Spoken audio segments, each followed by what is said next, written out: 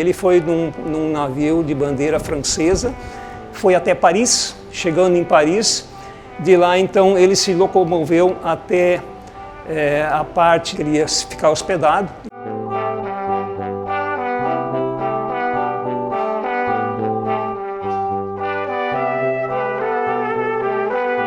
E, na verdade, ele foi a convite do pastor Hans Wendt, que na época era... O pastor Hans Wendt era diretor do Colégio Martin Luther aqui em Estrela, e eles se conheceram, e quando o pastor foi embora, ele foi convidado para fazer uma apresentação no Martin Luther, e dali então, depois ele foi convidado para... e ficou 5 a 6 meses na Europa. Retornaram no mesmo ano, em novembro, dia 5 e 6 de novembro de 59, foi feita uma gravação que foi ao ar quando ele já tinha retornado, no dia 31 de janeiro de 1960. E aquela apresentação que foi feita naquela ocasião e gravado em novembro, foi apresentada em janeiro, teve um pool de emissoras televisionadas para toda a Europa, todos os países da Europa, e naquela época foi estimado que em torno de 40 milhões de pessoas viram aquela apresentação naquele pool de rede de emissoras de televisão. Então isso é um pouco da história da Alemanha. Ele teve muito sucesso lá, muitas apresentações em comunidades, em prefeituras, em festas comunitárias, enfim. Foram assim, momentos muito gratificantes para ele. Ele ficou muito também satisfeito com o sucesso que ele fez lá, retornando. E aí quando ele retornou então em 59, aí ele começou a trabalhar para a construção desse instrumento aqui, que foi iniciado um projeto em 1961, foi finalizado em 63, e aí foi feita a inauguração dele. Aí ele começou a viajar, ele viajava muito.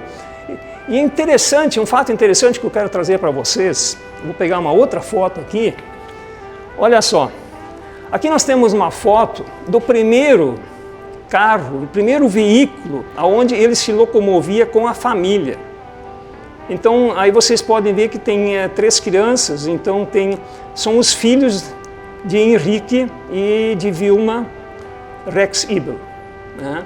Então esse foi o primeiro motorhome.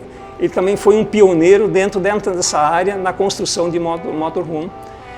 Isso aqui era só moradia, mas ele construiu novos.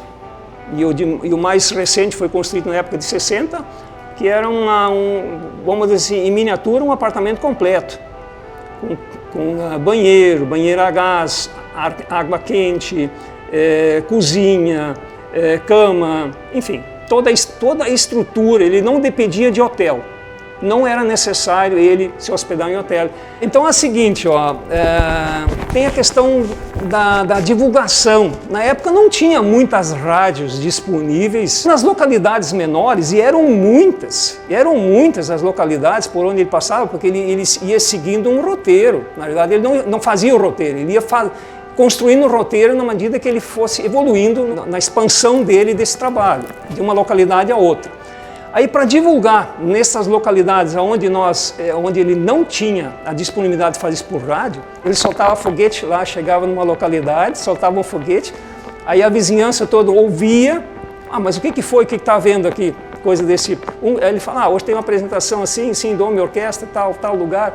E aquilo ali foi a maneira como se divulgava no início. Bem nos primórdios, aí nós estamos falando na época de 1930, 1940, dentro desse período. Claro que depois, mais tarde, assim como ele foi construindo os veículos de locomoção própria dele, ele também tinha um veículo de locomoção, um carro menor, onde é que ele fazia a própria propaganda dele, que vocês podem estar aqui, que isso aqui é um alto-falante, onde é que constava o nome dele, e ele divulgava dessa forma, né? Então ele tinha uma pessoa que fazia isso para ele, chegava nas cidades com antecedência, e ele vinha 1 ou 2 dias depois, mas a divulgação já vinha sendo feita. Então essa é uma maneira das divulgações. E claro que mais adiante a divulgação era feita por intermédio das rádios, né? Que era uma maneira mais de atingir o maior número de pessoas, no caso, para fazer levar esse conhecimento da apresentação do show que ele apresentava. Então, assim, para a gente concluir esse trabalho que a gente fez aqui, eu agradeço a Prefeitura Municipal de Teutônia por esse trabalho, pelo instrumento que está aqui hoje no Museu de Teutônia. Eu fui convidado pelo município para fazer essa explanação sobre Henrique Ibel no ano dos 50 anos do seu falecimento, tá? Que foi em janeiro de 1973. Mas eu quero deixar uma mensagem. Henrique Ibel foi um autodidata, foi uma pessoa que esteve sempre além do seu tempo. Então, vamos nos espelhar nessa situação de a gente se colocar, não digo à frente do tempo, mas nós buscarmos de realizar alguma coisa e realmente buscar concretizar. É esse o objetivo, esse é a mensagem que Henrique Ibel certamente deixa para cada um de nós. Quantas vezes nós iniciamos um projeto, eu quero fazer isso, quero fazer aquilo, a gente mentaliza, idealiza, mas chega na hora de executar, a gente não faz por situação A, por situação B, por dificuldade B, C, D, seja lá o que for. Então deixo essa mensagem para você, de que a gente, quando a gente idealizar algum projeto, vamos em busca dele e vamos firmar pé. Não desista na primeira pedra que você tropeça. Atravesse, bota ela de lado, vai em frente. Saudações a todos, muito obrigado. Sie hören jetzt zunächst einen Dobrado.